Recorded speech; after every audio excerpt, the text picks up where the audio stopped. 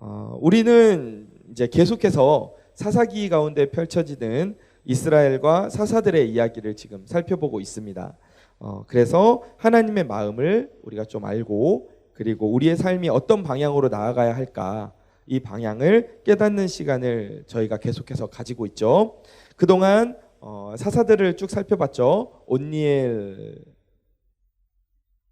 처음 들어봐요? 네, 온니엘이 있었고, 그 다음에 두 글자 에훗은 이제 두 번째 사사긴 한데 우리 대학부 예배 때는 함께 이제 살펴보지는 않았었어요. 에훗 다음에 삼갈, 그리고 삼갈 다음에 여사사 드보라, 그리고 지난주에 우리가 살펴볼랑 말랑 하다가 끝났던 사사가 누구예요? 기드온. 그렇게 해서 저희가 사사를 쭉 살펴보고 있습니다. 그래서 오늘은 이어서 이제 기드온을 조금 더 자세히 살펴보도록 하겠습니다. 지난주 말씀에서 이스라엘이 또다시 하나님 앞에서 악을 행했어요. 그래서 그 결과 이번에는 미디안의 손에 넘김을 당합니다. 미디안은 이스라엘을 7년 동안 괴롭히는데, 어떻게 보면 다른 나라들의 그 괴롭힘에 비하면 그 기간이 조금 상대적으로 길진 않아요.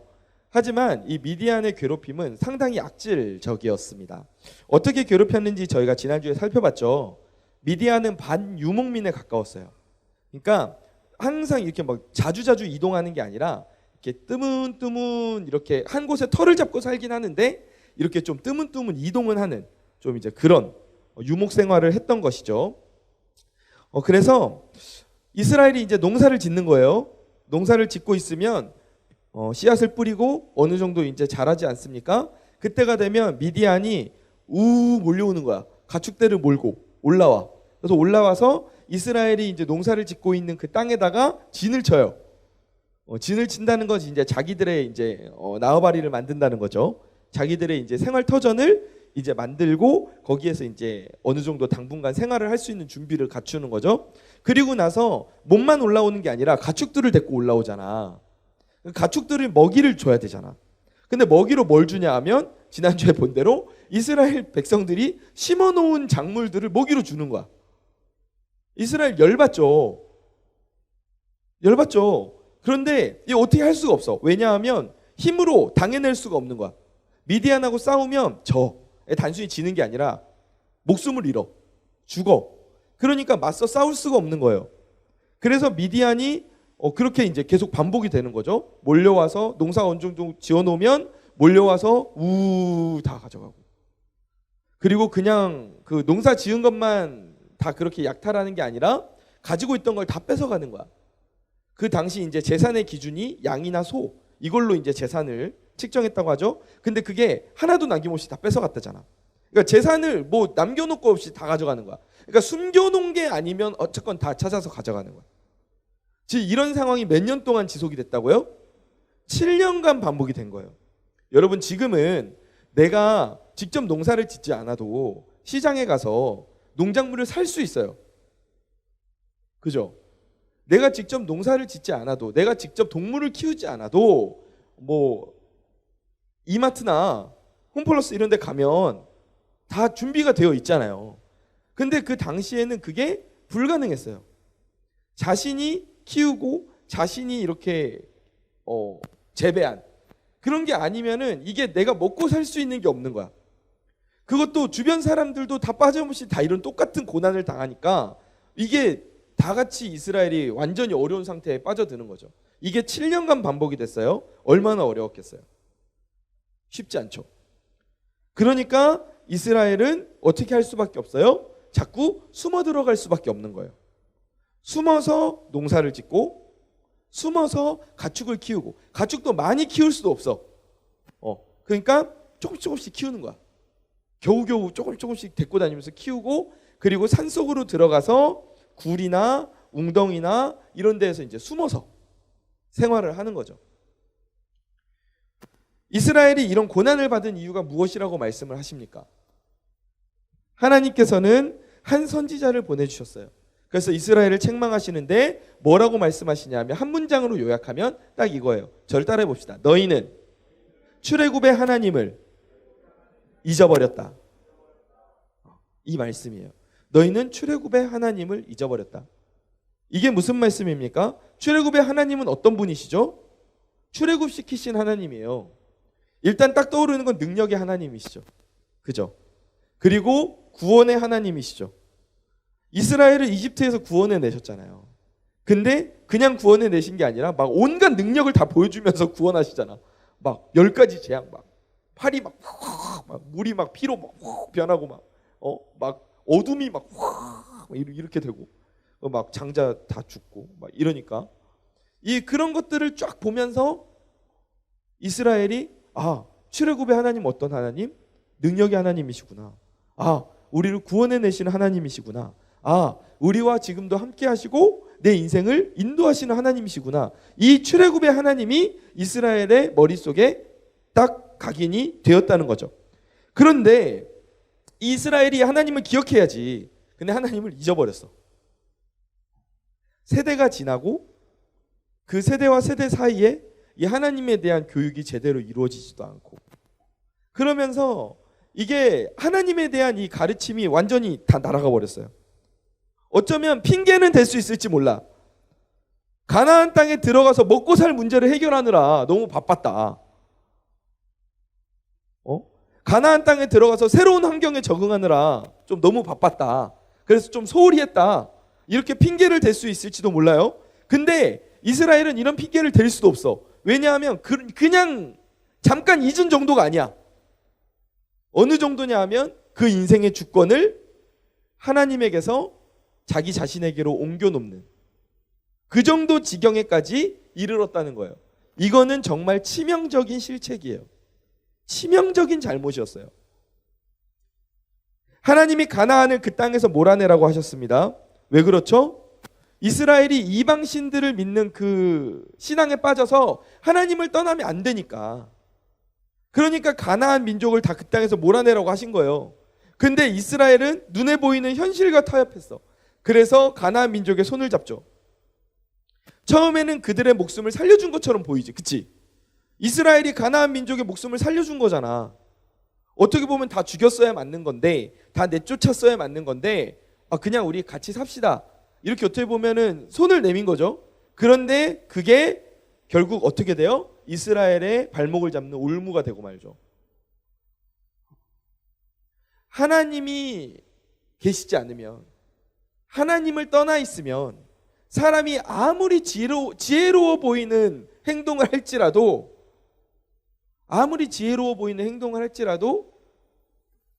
그것이 결과적으로는 그 인생의 올무가 되는 거예요.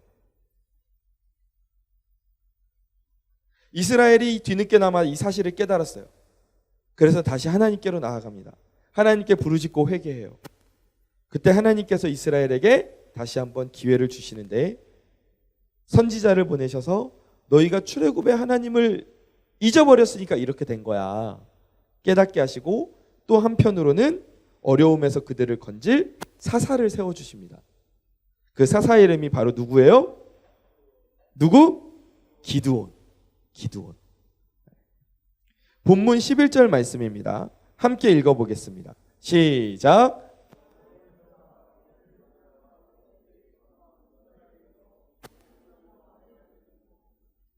요아스의 아들 기드온이 미디안 사람에게 알리지 아니하려 하여 밀을 포도주 틀에서 타작하더니. 아멘. 하나님의 사자가 이제 사사를 부르기 위해서, 사사 기드온을 부르기 위해서 기드온을 찾아갑니다. 그때 기드온이 무엇을 하고 있어요? 지금 말씀을 보면 밀을 타작하고 있어요. 근데 지금 어떤 상황이에요? 이거 미디안 사람에게 걸리면 어떻게 됩니까? 뺏겨요. 뭐야? 너네 대단하다. 내가 이렇게 샅샅이 뒤져서 다 뺏어갔는데도 아직도 밀이 있어? 내놔 하면서 이렇게 밀 이렇게 요만큼의 한 대야 막 이러면서 다 뺏어갔어요. 뺏어가겠지. 그러니까 지금 기드온은 이 타작을 어떻게 할 수밖에 없어요? 숨어서 할 수밖에 없어요. 들키면 뺏기니까. 그래서 포도주 틀에서 숨어서 몰래 타작을 하고 있습니다.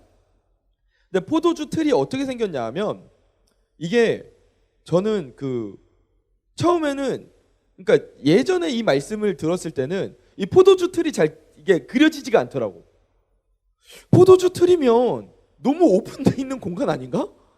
이렇게 포도를 이렇게 밟을 텐데 너무 오픈돼서 이렇게 막 거기서 하고 있는 거 아니야? 라는 생각을 했는데 당시에 포도주 틀이 어떻게 생겼냐 하면 이렇게 2층으로 생겼어요. 그러니까 막 지금처럼 이렇게 높이 2층이 아니라 두 개 계단으로 생긴 거야. 조금 높은 단, 조금 아래 낮은 단. 근데 돌을 깎아서 만들었어요. 돌을 깎아가지고 만드는데 이제 위쪽은 어떻게 만드냐면 딱 포도를 넣고 사람이 들어가서 밟을 수 있는 구덩이 정도야. 그러니까 사람이 들어갈 수 있어요. 그 구덩이 안에. 돌을 깨서 돌을 파서 만든 구덩이 안에 사람이 들어가서 그 안에 넣어놓은 포도를 밟아. 그러면 포도에서 즙이 나오겠죠. 그럼 그 즙이 아랫단에 있는 그 통로를 통해서 쫄쫄쫄쫄 내려가. 그래서 아랫단에다가 이제 통이나 이런 그 포도주 저장소에다가 이제 저장을 하게끔 만들어 놓은 거예요. 그러니까 이게 포도주 틀에서 충분히 숨어서 타작은 할 수는 있는 그런 형태예요. 이 포도주 틀 자체가. 근데 이게 공간이 넓지가 않죠. 그죠? 이게 아무리 뭐 깊이 파봐야 돌을 깨서 만드는 건데, 그 뭐 두세 사람이 들어가서 막 이렇게 뭐 같이 막 이렇게 손잡고 이렇게 돌면서 밟겠어요? 한 사람 들어가서 뭐 겨우 밟을 정도로 만들겠지. 그러면 이게 공간이 넓지가 않아. 근데 반대로 밀을 타작하는 일은요, 공간이 굉장히 넓게 필요해요. 왜 그러냐 하면 일단 곡식을 펼쳐야 해. 그리고 도리깨를 갖다가 그 곡식을 때려서 털어야 돼. 곡식을 털어. 그러면 그 지푸라기랑 곡식이 분리가 되죠. 그럼 지푸라기를 빼내. 그리고 그 곡식들을 모아다가 이제 이렇게 키질을 해. 그러면 바람에 이제 겨는 날아가고 뭐만 남아요? 알곡만 남는 거야. 이 과정을 거쳐야 되는데 이게 공간이 넓게 필요해. 일단 펼쳐놓고 때려야 되는데 이게 이렇게 좁고 깊잖아. 그러니까 할 수가 없어. 그런데 지금 그 좁은 공간에서 힘들게 밀을 타작하고 있는 거예요. 지금 기드온이 이 상황이에요. 이런 상황이에요. 아마 자기 자신도 그렇게 타작하면서 이게 지금 뭐 하는 짓인가라는 생각이 어쩌면 들었을 수도 있어요. 근데 이렇게 어떻게 보면 불쌍하고 어떻게 보면 비참하고 어떻게 보면 좀 안 됐어요. 근데 그렇게 밀을 털고 있는 기드온에게 하나님의 사자가 다가오시는데 12절에서 뭐라고 기드온에게 말씀을 하십니까? 여호와의 사자가 기드온에게 나타나 이르되 뭐라고 말해요? 큰 용사여. 와우. 큰 용사여. 여러분, 제가 만약에 기드온이라면 밀을 털다가 여호와의 사자를 털려고 하지 않았을까? 오, 큰 용, 막 이렇게. 왜냐하면 이 큰 용사라는 말 자체가 지금 기드온의 상황하고 너무 안 맞아. 너무 맞지 않는 말이야. 누가 봐도 좀 속된 말로 찌질하고 작고 연약해. 지금 그 상황 자체가.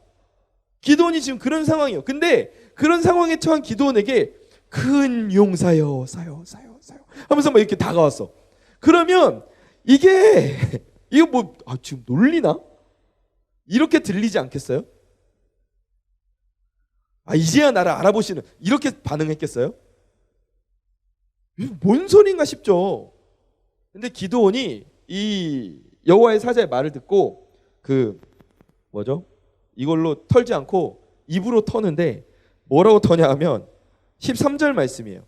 우리 같이 한번 읽어봅시다. 시작. 기드온이 그에게 대답하되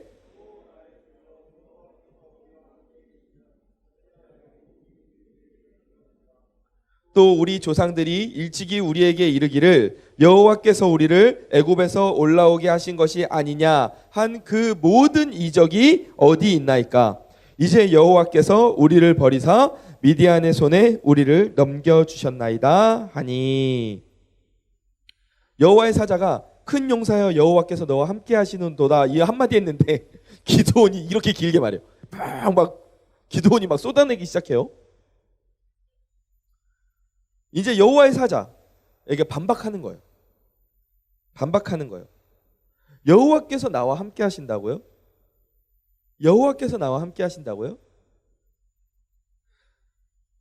여호와께서 만약에 우리와 함께 하셨다면 왜 지금 이 모든 일이 우리에게 일어났습니까?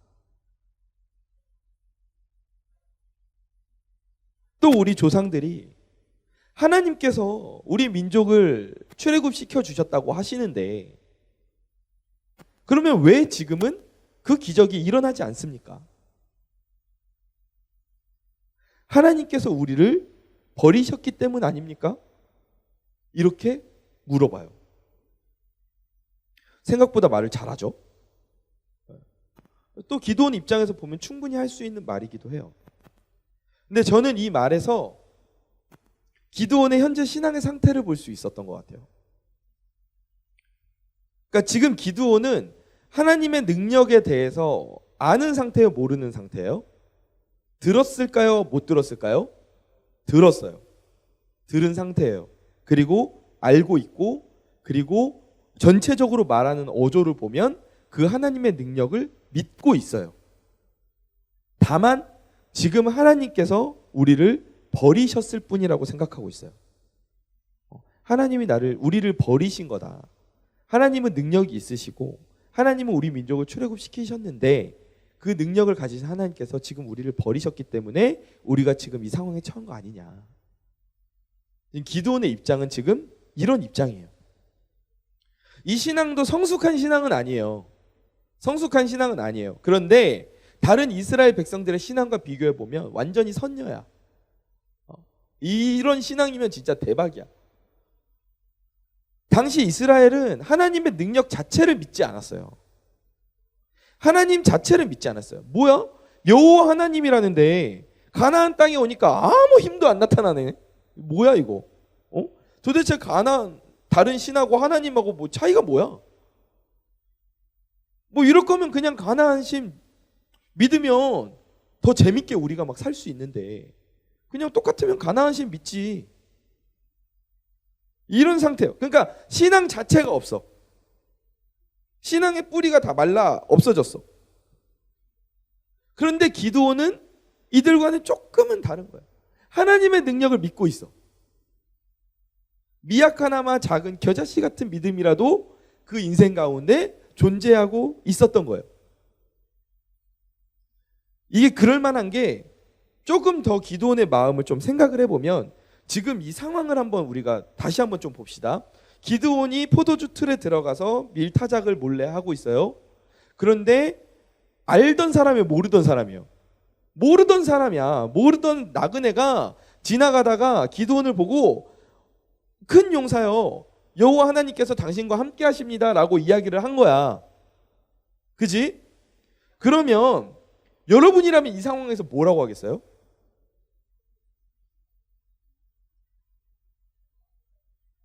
보통 그냥 우리의 평범하다 보면은 막 하고 있는데 큰 용사요 막 이렇게 이야기하면은 약간 경계할 수도 있고 아니면 네 고맙습니다 뭐 이러고 그냥 이렇게 별말 안 하고 그냥 대화가 끝날 거예요.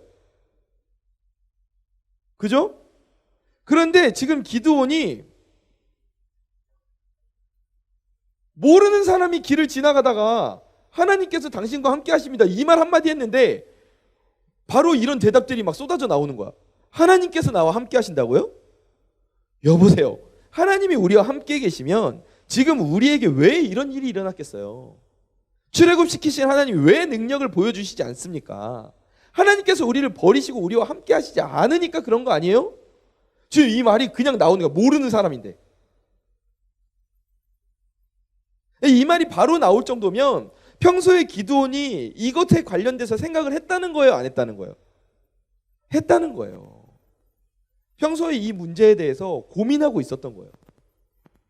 평소에 이 문제에 대해서 신앙적으로 하나님 앞에서 씨름하고 때로는 방황하고 있었던 거예요. 하나님이 능력이 있으시다는데 왜 지금 우리 민족이 이런 어려움을 당하고 있습니까? 어쩌면은 밤에 잠 못 이루면서까지 생각을 했을 수도 있어요. 어쩌면은 그날 포도주 틀에서 타작을 하면서도 이런 생각을 하고 있었을지도 몰라요. 하나님, 왜 우리가 이렇게 살아야 됩니까? 왜 우리가 이렇게 살아야 되죠? 능력이 하나님, 왜 그 능력을 보이지 않으십니까? 그런데 이런 작은 믿음을 가진 기드온을 보고 하나님께서 찾아오시는 거예요. 이 하나님의 능력을 믿고 있는 기드온에게 하나님이 찾아오세요. 왜 그렇습니까? 지금 이 전쟁을 통해서 하나님께서 드러내고자 하시는 것은 자신의 존재를 드러내시는 거예요. 자신의 살아있음을 드러내시는 거예요. 봐라, 난 지금 살아있다. 봐라, 나는 너희를 지금도 인도하는 하나님, 여호와 하나님이다. 나는 살아있다. 그래서 하나님은 이게 아무 생각 없는 사람한테 아무한테나 가가지고 큰 용사요 하면은 뭐 알 게 뭐야. 근데 하나님에 대한 믿음이 있고 하나님에 대한 지식이 있고 그 인생 가운데에서 왜 하나님의 능력이 나타나지 않을까 고민하고 방황하고 씨름하고 있던 그 사람에게 하나님이 찾아가시는 거예요. 그 사람에게 하나님께서 찾아가시는 거예요. 여러분, 우리도 살면서 하나님께서 왜 내 삶에서 역사하시지 않을까? 이런 고민과 갈등이 되는 순간이 있을지 몰라요. 그럴 때 여러분, 씨름하십시오. 씨름하세요. 하나님 앞에서 씨름하세요. 하나님의 능력을 믿고 하나님의 능력이 나타남을 사모하며 기다리며 기도하세요. 씨름하세요. 그냥 생각 없이 그 시간 흘려보내지 마세요. 아, 하나님 뭐 될 대로 되겠지. 알아서 하시겠지. 이렇게 우리가 그 시간을 흘려보내면 안 되는 거예요. 기드온처럼 그 작은 믿음이라도 가지고 하나님 앞에 씨름하며 때로는 방황할지라도 정말 하나님 앞에 그 간절한 사모함으로 나아갈 때 하나님께서 그 사람을 찾아가시는 거예요. 그리고 말씀하시는 거예요. 큰 용사요. 큰 용사요. 물론 기드온이 대범한 사람은 아니었을지 몰라요. 주변의 사람들을 이끌고 미디안에게 반항했던 사람은 아니잖아요. 그런데 하나님은 그걸 보시지 않았어요. 그걸 보시지 않았어요. 그 인생 가운데 있는 믿음을 보셨어요.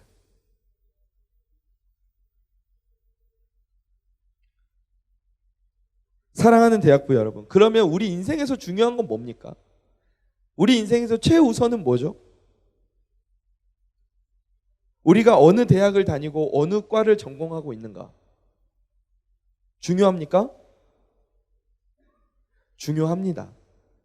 중요해요. 이것도 중요해요. 근데 최고로 중요한 건 아니에요. 우리가 얼마나 머리가 좋고 우리가 얼마나 좋은 기술을 가지고 있는가? 이것도 중요합니다. 하지만 이것도 최고로 중요한 건 아니에요. 우리에게 가장 중요한 건 뭡니까? 하나님께서 우리 인생에서 가장 중요하게 보시는 것은 무엇입니까? 네가 지금 나를 믿고 있느냐? 네가 지금 나를 믿고 있느냐? 믿으시면 우리 아멘 하십시다. 네가 나의 능력을 믿고 있느냐? 네가 오늘도 살아서 내 인생 가운데서 역사하고 있는, 너의 인생 가운데서 역사하고 있는 살아있는 나를 네가 믿고 있느냐? 하나님께서 우리 인생에서 이것을 보시는 거예요. 하나님께서 이스라엘 가운데 하나님 나라의 일을 행하고 수많은 이들을 하나님께로 돌이킬 그 한 사람, 그 한 사람을 찾으실 때에는 하나님께서 무엇을 기준으로 그 사람을 선택하셨냐고요? 무엇을 기준으로 이스라엘을 정렬하셨냐고요? 뭡니까? 뭐예요? 키순이에요? 힘순이에요? 지혜 순서입니까? 아니에요. 하나님을 향한 믿음을 보고 하나님께서 그 순서를 정하신 거예요. 하나님을 향한 믿음, 하나님을 향한 소망을 보고 하나님께서 찾아가신 거예요. 왜요? 그 사람이 가진 능력은 그렇게 중요하지 않아요. 물론 하나님께서 그 사람의 능력을 선하게 함께 사용하시지만 그게 전부가 아니에요. 왜냐하면 전능하신 하나님께서 그에게 능력을 주시기 때문이에요. 하나님의 선택을 받은 사람에게 하나님이 능력을 주신다고요. 믿으십니까? 우리 이걸 기억해야 돼. 하나님이 선택하시면 능력을 주시는 거예요. 그러니까 내 능력과 스펙을 키우는 게 중요한 게 아니라 하나님께 선택받을 수 있는 사람이 되는 게 중요한 거라고요. 살아계신 하나님께서 직접 그 능력을 보이실 것이기 때문에 이게 나의 것이 중요하지 않은 거예요. 하나님께서 그렇기 때문에 그 기드온을 찾아가신 거예요. 하나님이 능력을 보셨다면 그래도 싸움 좀 하는 사람 찾아가셨겠지. 그렇지 않았겠어요? 하나님 만약에 힘을 보고 찾아가셨으면 나랑 대영이 중에 누굴 찾아가셨겠어? 좀 대영이가 좀 세 보이지 않습니까? 대영이를 찾아가셨겠죠. 근데 하나님은 그게 기준이 아니에요. 그게 기준이 아니에요. 우리가 이것을 믿으며 나아가기를 원합니다. 하나님은 하나님의 살아계심을 믿고 하나님의 능력을 믿는 자를 오늘도 찾으시고 부르시고 사용하시는 줄 믿습니다. 그 하나님을 믿음으로 하나님께 쓰임받는 저와 여러분이 되길 간절히 축원합니다. 이렇게 질문을 퍼부었어요. 기드온이 질문을 퍼부었죠. 근데 거기에 대해서 하나님께서 14절에서 이렇게 말씀을 하십니다. 여호와께서 그를 향하여 이르시되, 같이 읽어봅시다. 시작. 너는 가서 이 너의 힘으로 이스라엘을 미디안의 손에서 구원하라. 내가 너를 보낸 것이 아니냐 하시니라. 아멘. 이 번역이 개역 개정 번역이죠. 이전 번역인 개역 한글 번역을 보면 이렇게 돼 있어요. 여호와께서 그를 돌아보아 가라사대. 근데 이게 조금 더 뭔가 드라마틱한 것 같아, 표현이. 그러니까 딱 하나님께서, 왜 우리도 이렇게 좀 심각한 이야기 하려고, 그쵸? 너희들도 막 목사님하고 좀 이렇게 면담하려고 목사님 만나면 그럼 목사님이 처음부터 야 근데 막 이러면서 이야기하지 않잖아요. 그죠? 처음에 말할 때는 어떻게 지내? 잘 지냈어? 아 그래 공부는? 아 그렇구나. 아 시험 기간이겠네. 아 그래. 아 힘들겠다. 그러면서 갑자기 그런데 라고 이야기하잖아요. 갑자기 정색을 하면서. 그죠? 진지하게 이야기를 한단 말이에요. 근데 딱 약간 이런 느낌인 거예요. 여호와께서 그를 향하여 그를 돌아보아 가라사대. 딱 이렇게. 야 근데 딱 진지하게 말씀하시는 거예요. 그러니까 이제 정말 중요한 포인트를 말씀을 하시겠다는 거죠. 그 중요한 포인트가 무슨 말씀이에요?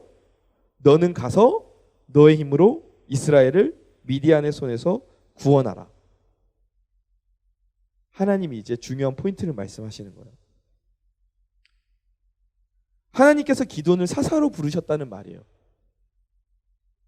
기드온의 입장에서는 기가 막힌 말이죠. 기가 막힌 말이에요. 갑자기 뭐 뜬금없는 사람이 와가지고 큰 용사요 이러더니 너 가서 너의 힘으로 이스라엘을 미디안의 손에서 구원해라. 뭘 어떻게? 내가 지금 이거 밀 타작하고 있다가 그거 뭐 어쩌라는 거야 나보고. 기가 막힐 노릇이죠. 물론 앞뒤 말씀을 이렇게 보면 하나님께서 함께 하신대. 하나님께서 함께 하신다는데 기드온은 지금 평소에 무슨 생각을 하고 있어요? 하나님께서 왜 우리를 구원해 주시지 않지? 왜 하나님께서 우리를 구원할 사람을 보내주시지 않지? 이런 생각을 하고 있는데 갑자기 하나님이 오셔서 말씀하시는 거예요. 그 구원의 도구가 바로 너야. 너. 내가 너를 쓸 거야. 지금 이 말씀을 하시는 거예요. 놀랄 수밖에 없죠. 왜냐하면 기도는 자기 자신은 절대 그렇게 할 사람이 아니라고 생각했거든. 스스로 생각을 해도. 그래서 15절에서 반박해요. 그러나 기드온이 그에게 대답하되 오 주여 내가 무엇으로 이스라엘을 구원하리이까? 뭘로 구원을 합니까? 보소서 나의 집은 므낫세 중에 극히 약하고 나는 내 아버지 집에서 가장 작은 자입니다. 근데 약간 이게 좀 뭐라 그래야 되지? 좀 이런 좀 상투적 표현인가 봐. 그치? 성경 안에서 보면 이런 표현을 쓰는 사람들이 여럿 나와요. 딱 먼저 떠오르는 사람이 모세죠. 모세도 뭐라 그랬어요? 하나님께서 모세를 부르실 때 하나님 저는 말도 못하고 하나님 저는 나이가 너무 많고 뭐 이렇게 말하잖아요. 근데 지금 기드온도 똑같이 말하는 거예요. 하나님 저희 집은 므낫세 지파 중에 가장 좀 힘이 약하고 별 볼 일 없는 가문이고 그리고 그 별 볼 일 없는 가문 중에서 저는 가장 작은 자예요.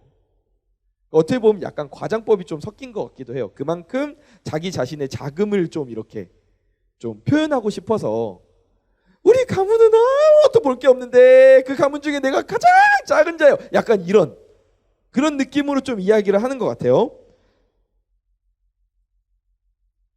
그러니까 기드온은 하나님의 능력을 믿고 있는데 아직까지도 그 하나님 나라의 일을 자신의 힘이나 능력으로 해야 되는 것으로 생각을 하고 있는 거예요. 그런데 하나님의 원칙 중에 하나가 뭐냐 하면 하나님은 소명을 주실 때 그 사람이 감당할 수 있는 능력 또한 함께 주시는 분임을 믿으시기 바랍니다. 반드시 그렇게 하세요. 하나님은 그냥 불러놓고 그래 네 맘대로 해봐 뭐 난 불렀으니까 몰라 막 이런 분이 아니에요. 하나님 부르시면 반드시 그 일을 감당할 수 있는 능력을 주세요. 반드시 그렇습니다. 반드시. 그러면서 한 번 더 16절에서 말씀하시는 거예요. 내가 반드시 너와 함께 하리니 네가 미디안 사람 치기를 한 사람 치듯이 하리라.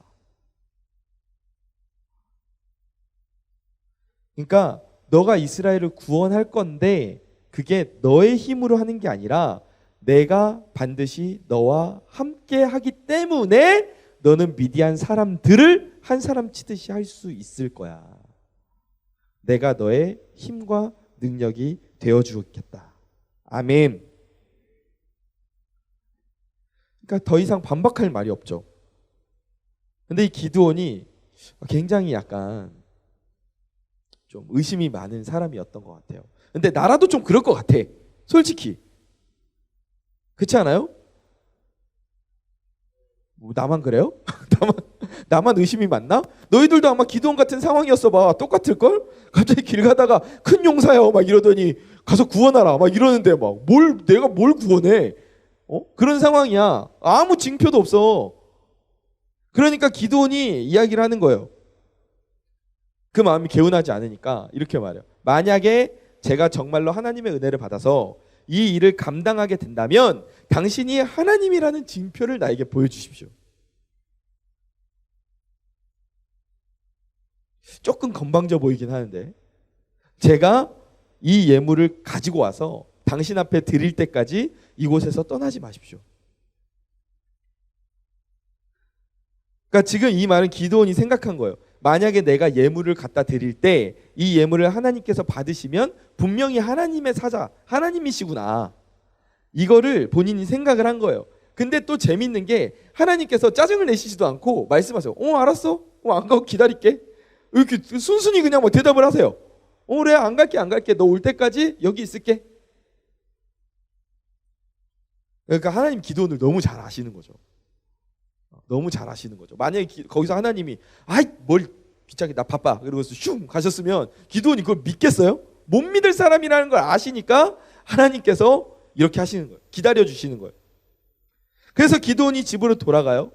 그리고 뭘 가져옵니까? 염소 새끼 하나를 잡아요. 가루 한 에바로 무교병을 만듭니다. 떡을 만들어요. 그리고 그 염소를 잡은 걸 고기와 국을 만들어 가지고 다시 옵니다. 그런데 좀 이상하지 않아요? 지금 이 예물을 받을 사람이 여호와의 사자 한 명이거든요.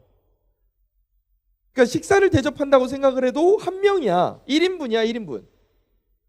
무슨 여호와의 사자가 희밥도 아니고 무슨 뭐 그렇게 뭐 많이 먹을 그게 아니에요. 근데 이 가루 한 에바가 양이 어느 정도인지 아세요? 22kg이에요. 그러니까 한 에바가 뭐 요만 한 돼? 이 아니에요. 22kg 그 포대야 푸대. 그 푸대 가루를 갖고 무교병 떡을 만든 거야. 그걸로 떡을 만들면 양이 어마어마하게 나오겠죠. 게다가 염소 새끼도 잡았어. 새끼를 잡았으면 고기 따로 건져내고 국물도 따로 건졌대잖아. 그럼 국통으로 나왔으면 그게 국통이 요만한 뭐 컵에 담았어요? 국을? 요만한 컵에 담겠어요? 이만한 들통에다가 나왔을 거 아니야. 이 양이 어마어마해. 이 한 사람이 뭔가 하기에는 너무 많아. 근데 왜 이렇게 많이 가져왔냐 하면 왜 이렇게 많이 가져왔을까? 기드온은 지금 마음속에서 생각을 하는 거예요. 미디안과 전쟁을 하려면 사람이 많이 필요하고, 그럼 그 사람이 먹을 양식도 필요할 텐데 이 정도는 준비를 해야 되지 않을까? 근데 또 생각해보면 싸우러 나가기에는 조금 양이 애매하게 적지 않아? 그죠?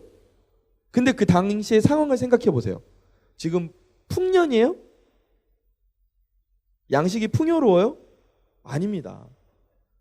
지금 틈만 나면 기드온이 와서 싹 쓸어가는 상황이에요. 기드온이 와서 쓸어가는 게 아니죠? 미디안이 와서 싹 쓸어가는 상황이에요. 설교를 제대로 안 듣고 있고 아무도 뭐라고 놀라지를 않네? 여러분이 잘 듣는지 테스트 해보려고 그런 거예요. 거짓말하면 안 되죠. 자, 그래서 어찌됐건 다시 어디까지 했죠? 그 전에 그래요. 어찌됐건 다시, 그러니까 어려움이 그게 달했을 때예요. 어려움이 그게 달했을 때, 그때 밀가루 22kg,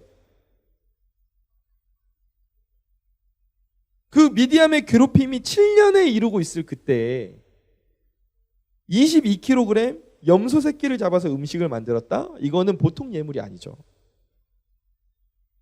이건 그냥 예물이 아니에요.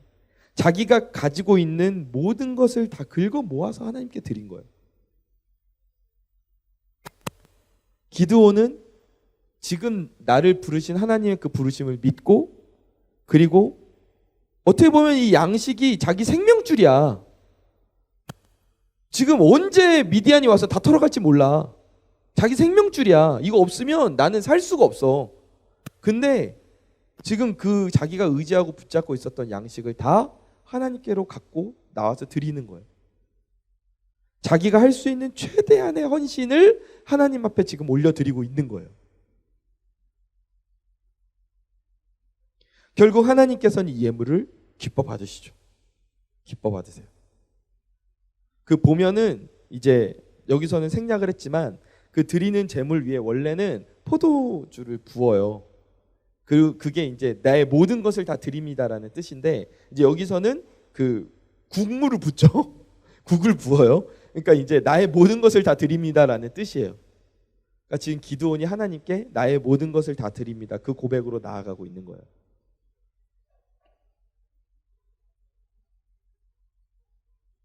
그래 하나님께서 그 예물을 기뻐 받으시고 이 예물을 군대의 식량으로 삼으신 게 아니라 거기에 이제 불이 내려서 그 제물이 하나님께 드려지는 것을 보여주시면서 하나님의 임재를 보여주는 징표로 하나님께서 보여주시죠. 기드온의 헌신 가운데 하나님의 임재의 징표가 드러났어요. 이제 기드온이 확신을 가지고 하나님 앞에 서게 돼요. 그래도 걱정해. 이게 기드온이 하나님, 이제 이 제물을 받으셨어. 하나님이 나를 진짜 찾아오셨구나. 근데 그때 갑자기 또 걱정이 드는 게, 근데 모세가 하나님을 만나면은 죽는다고 그랬는데 나 이제 죽겠구나, 이 생각이 또 드는 거야. 근데 하나님께서 말씀하세요. 23절에서 여호와께서 그에게 이르시되 너는 안심하라, 두려워하지 말라, 죽지 아니하리라. 아멘. 아멘. 그래서 기드온이 그 자리에 제단을 쌓고 여호와 샬롬이라고 부릅니다. 여호와는 평강이시라. 기드온이 이제야 자신의 인생을 둘러싸고 있었던 그 근심, 걱정, 질문들, 자기 인생을 둘러싸고 있었던 그 수많은 신앙의 질문들, 왜 하나님의 능력이 나타나지 않지? 왜 하나님께서 일하시지 않지? 그 모든 근심과 걱정에서 이제서야 벗어나게 되는 거예요. 그리고 깨닫습니다. 여호와 샬롬이구나. 평강은 내 능력으로 얻는 것이 아니라, 내가 찾아서 얻는 게 아니라 하나님께서 나에게 평강을 주시는 거구나. 이걸 깨달아요. 우리도 기드온과 같이 하나님의 임재를 통해 평안을 누리는 자들이 되기를 간절히 축원합니다. 말씀을 정리하겠습니다. 사랑하는 우리 대학부 지체 여러분, 우리도 인생을 살아가면서 하나님께 질문이 생길 때가 있어요. 하나님, 지금 인생이 쉽지 않습니다. 하나님, 내 인생이 답이 없어요. 답이 없어요. 절망에 빠지는 그 순간순간들을 우리가 살아갈 때가 있습니다. 수많은 문제가 겹겹이 쌓여 있어서 지금 내 생각과 내 능력으로는 이걸 어디서부터 해결해야 될지. 근데 이것은 사람의 힘으로 해결할 수 없어요. 우리가 이걸 인정해야 합니다. 사람의 생각과 방법으로는 아무것도 해결할 수가 없어요. 오히려 악화시킬 뿐이에요. 근데 여러분, 답이 없다는 건요, 왜 답 없다는 말 많이 하잖아요. 진짜 답이 없다, 노답이다 그러는데, 답이 없다는 건 내가 할 수 있는 범위 안에서 답이 없다는 거예요. 그런데 그 답은 나에게 있는 게 아니라 하나님의 손에 있는 줄 믿습니다. 내가 내 인생 보면 답이 없어요. 그게 맞는 말이에요. 근데 그 답이 어디에 있습니까? 오늘도 살아서 역사하시는 하나님의 손에 있다는 거예요. 그 사실을 믿으시기 바랍니다.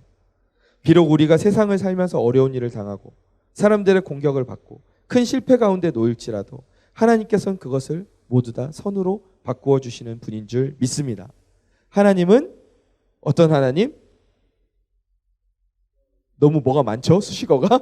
근데 오늘 기드온에게 이렇게 나타나셔서 연관되신 하나님은 절 따라 봅시다. 출애굽의 하나님. 하나님은 출애굽의 하나님이시다. 우리를 구원하시는 하나님이시며 우리를 사랑으로 인도하시는 하나님이신 줄 믿습니다. 그러므로 우리는 소망을 어디에 두어야 합니까? 하나님께 두고 살아가야 하는 것입니다. 하나님께서 오늘 저와 여러분을 부르고 계십니다. 하나님께서는 우리가 아무리 연약하고 부족해도 우리를 하나님 나라의 큰 용사라고 부르시고 세우고 계십니다. 그 하나님께서 이 험난한 세상 가운데 헤쳐나갈 힘을 허락하여 주실 줄 믿습니다. 악한 사탄의 권세를 깨부수고 일어날 힘을 주실 줄 믿습니다. 우리가 해야 할 일이 무엇입니까? 우리 인생의 주권을 하나님께 올려드리고 그 하나님을 믿고 모든 것을 하나님께 맡기고 하나님과 함께 동행하는 거예요. 기드온이 가지고 있었던 그 믿음이 우리에게 있기를 간절히 축원합니다. 기드온이 하나님께 드렸던 그 헌신이 오늘 우리에게 있기를 간절히 축원합니다. 그러할 때 오늘도 여호와 샬롬의 하나님, 평강의 하나님께서 선하신 능력으로 우리의 삶을 인도하여 주실 줄 믿습니다. 우리의 인생의 해답이 되시는 그 능력의 하나님을 함께 찬양하며 나아갑시다.